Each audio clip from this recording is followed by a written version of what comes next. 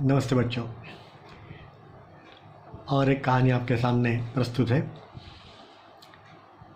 एक पुराने ज़माने में यूरोप के कुछ शहर में कहीं उसके राजकुमार की वहाँ के एक बहुत अच्छी सी स्टैच्यू, मूर्ति, प्रतिमा शहर के बीच में चौराहे पे लगाई हुई थी। उस प्रतिमा का वैशिष्ट्य ये था कि वो पूरी सोने के पत्रे से ढकी हुई थी और उसके ऊपर हीरे, माणिक, मोती, जवाहर ऐसा सारा सब लगा हुआ था। ऊपर जो मुकुट था उसके ऊपर भी उसकी आंखें थी, वो हीरे की थी। वैसे आपको मालूम होगा कि बहुत सारे पक्षी ऐसे होते हैं कि जो देशांतर करते हैं, जिसको कहते हैं ना कि यूरोप के पक्षी ठंड के मौसम में, वहाँ ठंड बहुत ज़्यादा होती है, तो वहाँ से निकल करके भारत जैसे देश में आते हैं कि जहाँ कम ठंड होती है वहाँ के कंपैरिजन में, तुलना में। तो ऐसे ही एक पक्षियों का झुंड भारत की ओर आ रहा था। उसमें से एक छोटा पक्षी वो थक गया उड़ते उड़ते, तो वो वहीं एक जगह पर रुक गया। उसने सोचा कि मैं यहाँ रुक जाता हूँ, कल चलूँगा। और उसने उस मूर्ति के, उस प्रतिमा के नीचे शरण ली, वहाँ सो गया। रात को उसके ऊपर 2-3 पानी की बूंदें पड़ी, तो उसको ऐसा लगा कि अरे यहाँ बारिश कैसे है। तो बारिश तो थी नहीं, तो देखा तो वो मूर्ति जो थी राजकुमार की, उसकी आंखों से आंसू आ रहे थे। तो उसने पूछा मूर्ति को, क्या हुआ? तब मूर्ति ने बताया कि मैं ऐसी जगह पे खड़ा हूँ कि मुझे यहाँ से पूरा शहर दिखता है और मैं देख रहा हूँ कि अलग अलग जगह पे कितने सारे लोगों को कितनी सारी तकलीफ़ें हैं।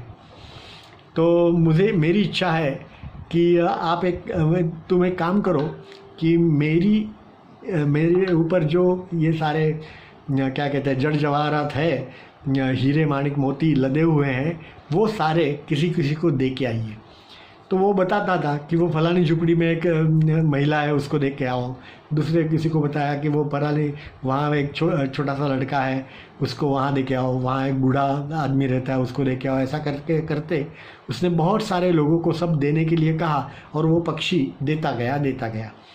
2-4 दिन में पक्षी ने सारे वहाँ के हीरे, जो माणिक, मोती जो थे, वो सब दे दिए। उसकी आंखें थी वो ही हीरे की थी, तो वो भी उसने कहा कि वो भी दे के आओ, तो वो दे के आया। अब वो पक्षी ये जो है वो अंधा हो गया।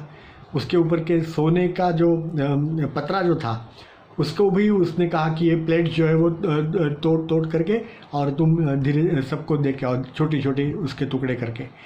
तो वो सबको दे के आया।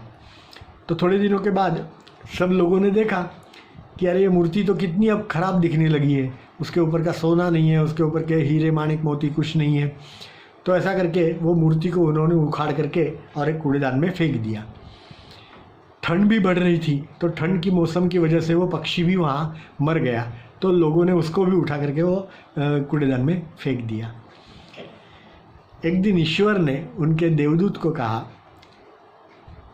कि पृथ्वी पर जाकर के कुछ अच्छी चीज़ें, 2 चीज़ें लेके आओ।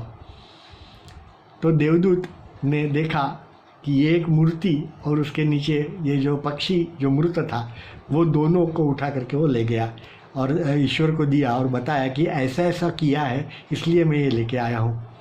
ईश्वर भी बहुत खुश हुए।